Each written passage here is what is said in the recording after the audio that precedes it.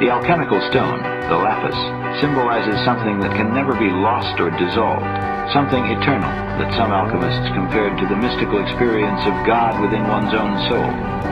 It usually takes prolonged suffering to burn away all the superfluous psychic elements concealing the stone, but some profound inner experience of the self does occur to most people at least once in a lifetime.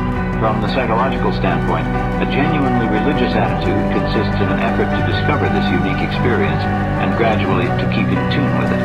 It is relevant that a stone is itself something permanent, so that the self becomes an inner partner toward whom one's attention is continually turned.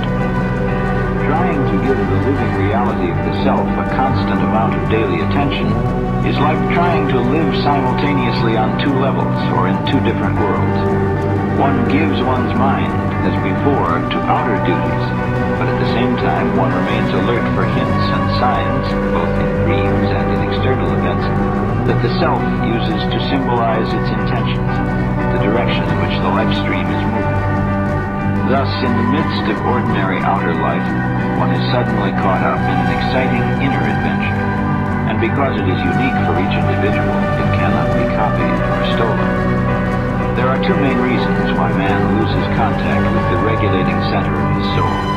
One of them is that some single instinctive drive or emotional image can carry him into a one-sidedness that makes him lose his balance. This also happens to animals.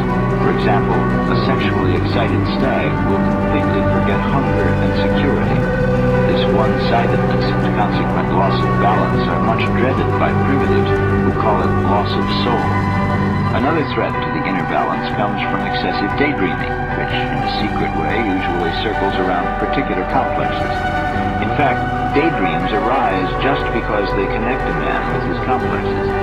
At the same time, they threaten the concentration and continuity of his consciousness. The second obstacle is exactly the opposite, and is due to an overconsolidation of ego consciousness. Although a disciplined consciousness is necessary for the performance of civilized activities, we know what happens if a railway signalman lapses into daydreaming.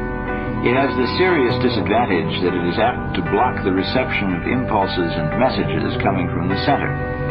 This is why so many dreams of civilized people are concerned with restoring this receptivity by attempting to correct the attitude of consciousness toward the unconscious center or self.